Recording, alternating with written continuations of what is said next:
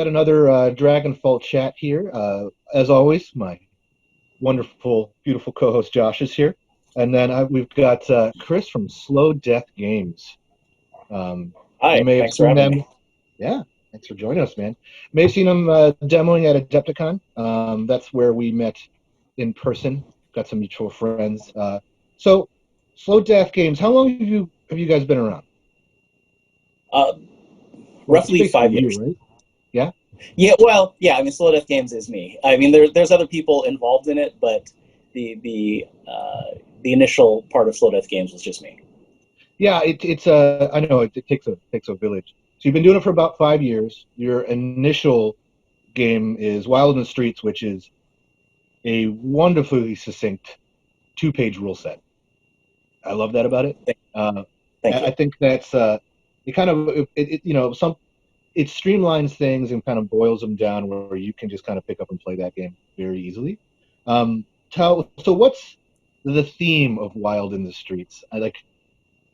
Yeah, I know the song reference, and there's lots of other song references. Yeah. Well, A Wild in the Streets is basically a fictionalized version of the real world. So it's kind of like a mashup of uh, late 70s until now subculture, kids fighting it in the streets. So you've got everything from punks to skinheads to goths to graffiti writers and roller derby girls. So it kind of pushes all of those subcultures together and gets them fighting.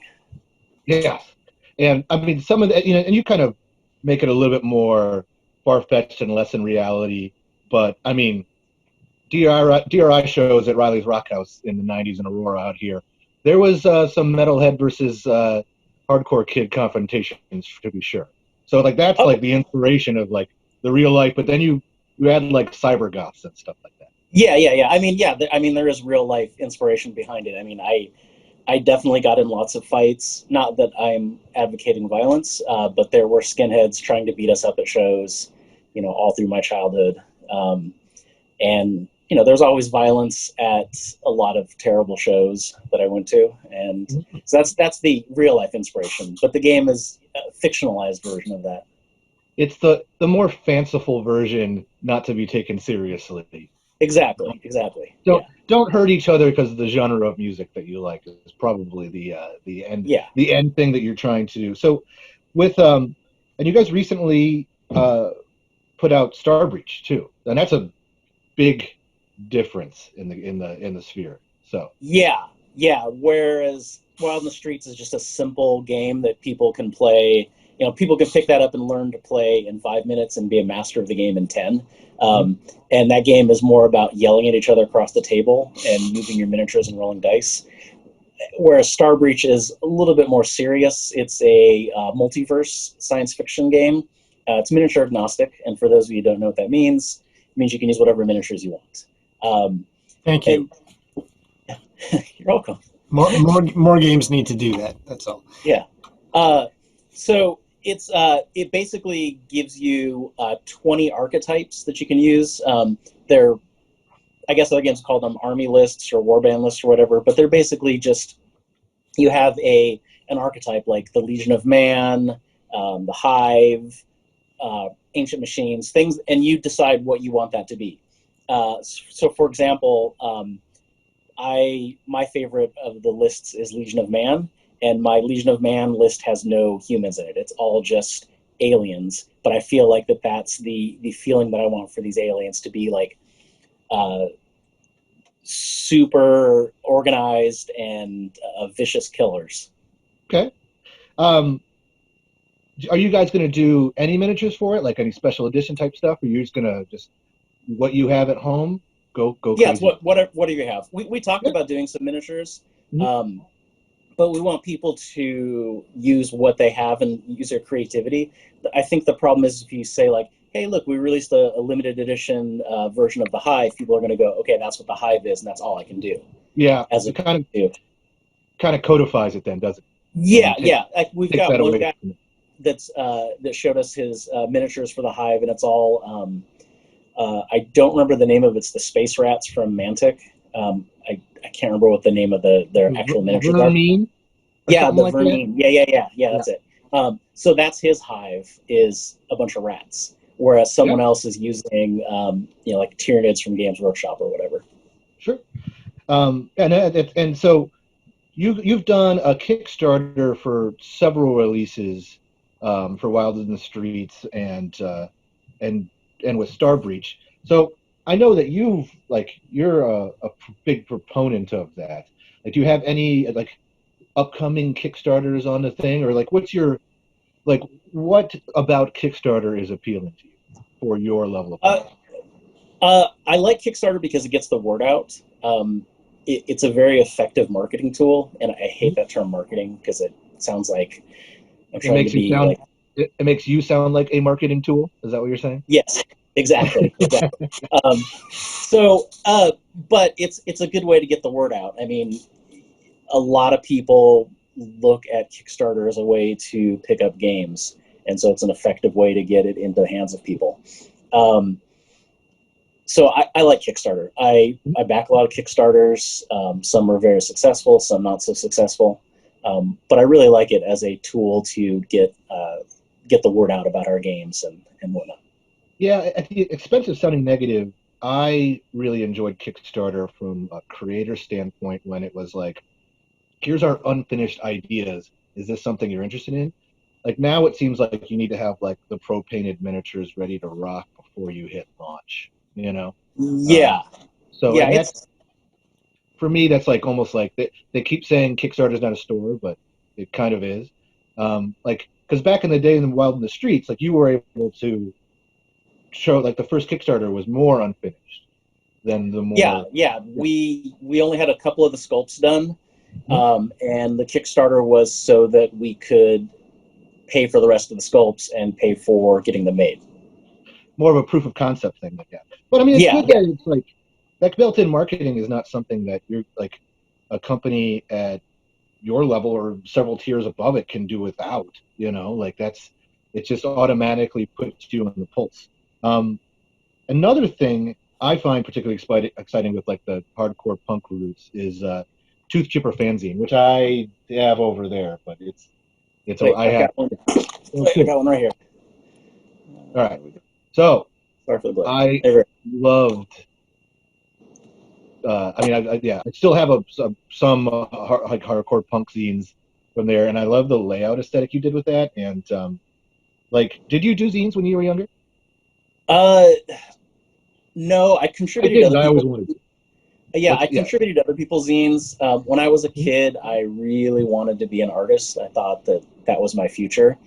So I would just draw and draw and draw. And so I would just have stacks of drawings and I would give them to people to put in their zines. And then nobody saw them because it was like, hey, I made this zine, I made 5 copies, and Yeah. nobody got one. You ever do any flyers and stuff?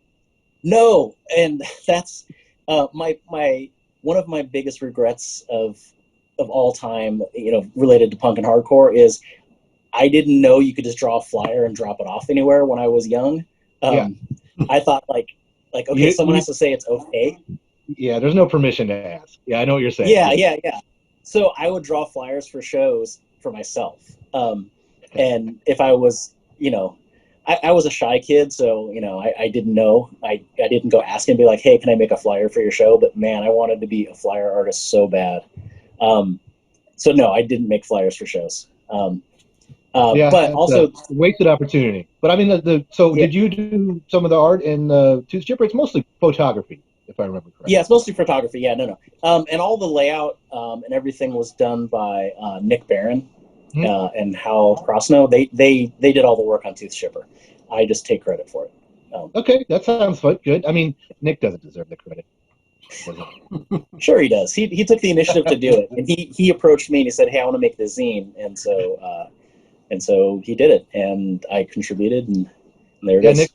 I've known Nick for a long time. He actually the building I live in. He used to live in the coach house. So yeah, he was part of the compound we have out here. Um, but yeah, I should sync up with him. I've got a message going back with him, but that's that's different. So I've been kind of asking this of everybody because we're doing a virtual convention this year compared to. So like, have you had any setbacks or had to pivot with what you're doing with the whole game company with Slow Death Games? Yeah. I mean, sales didn't slow down. I mean, we're still selling miniatures and books and whatnot, but people aren't playing. So people just seem to be stockpiling things, I guess. Yep. I mean, that's no different than any other time when for gamers stockpiling stuff. But yeah, we couldn't go to Adepticon, obviously. We couldn't go to Salute. We couldn't go to any of the local conventions. And I find that conventions are the best place to get the word out other than Kickstarter. Because at a convention, someone can see what you're doing, they can play a demo game, and they're like, oh, this is great, I like it. It's kind of hard sometimes, even though it's a simple game, to explain to people, like, hey, it's a simple game, you roll one die, and that's all you have to do, and here's the rules. But if you show people in person, like, holy crap, this is so easy and fun, and I just had fun yelling at my friend and at you, for 30 minutes. So yeah, not having conventions, I think, really, really hurt. Not just us, but all game companies. Yeah, no, I mean, as a player and with the convention, with the charity stuff, it's a lot easier at Carnival Bark, and I think everyone's online, like we're all just kind of like overwhelmed with how much of our lives are online right now, that it's really easy just to get swept up in that white noise. So yeah. And miniature gaming is not really something you can do online. I mean, there's Tabletop Simulator. Not the same. Yeah. Somebody actually put together a Wild in the Streets mod for that, and I've played twice now with them. And, it's fun because I love the game, but, I want to be at the same table with somebody and be able to, like, yell at them or, share snacks or, whatever you do during gaming. So, hand gestures. Yeah. So not being able to berate your opponent is really just a downer for you, is what you're. Yeah, and it's all in good fun. I'm not I'm not a negative person. Like, I try not to put people down in mean ways. I've seen your hostage negotiation tactics in role playing games because we've been playing online together with some friends, and I think that you've got a little bit of negativity, at least as at least as a front. Okay. But yeah. So what's the easiest ways to support Slow Death Games right Easiest way to support us right now is just buy product. Buy a Star Breach book, buy some of the Star Breach dice, buy some Wild in the Streets miniatures. now? Yeah. What aren't you sold out of Wild in the Streets right now? What's going on? We are, but we just got the restock yesterday. It just came in the mail, so Yeah. it's going to be back up on the web store Monday. All right. What's the website? What's the name? I'll have it in the links in the bottom. But Sure. You can go to slowdeathgames.com, or our web store is slowdeathgames.bigcartel.com. okay, I've got that. And then what's your just got a social media that you prefer? I know everyone's like, I don't like to use Facebook, but I use it. But Yeah. We have a Wild in the Streets group on Facebook. We have a Star Breach group on Facebook. We have a Slow Death Games page on Facebook, which you can search by those terms. For Instagram, we have Wild in the Streets Game. We have Star_Breach, and we have Slow Death Games. got it. Perfect. All right. Yeah, thanks for your time. So we're going to do some more deep dive videos into the actual games themselves. That will be coming up later. But yeah, Chris, I appreciate you doing kind of like an overview of Slow Death Games. It's I think your stuff is really fun, and that, like, from a nostalgia factor for me, like it hits home. So yeah. Excellent. That's what I want to hear. Yeah. And, All right. Fantastic. okay, thank you for having me. Yeah, man. Yeah.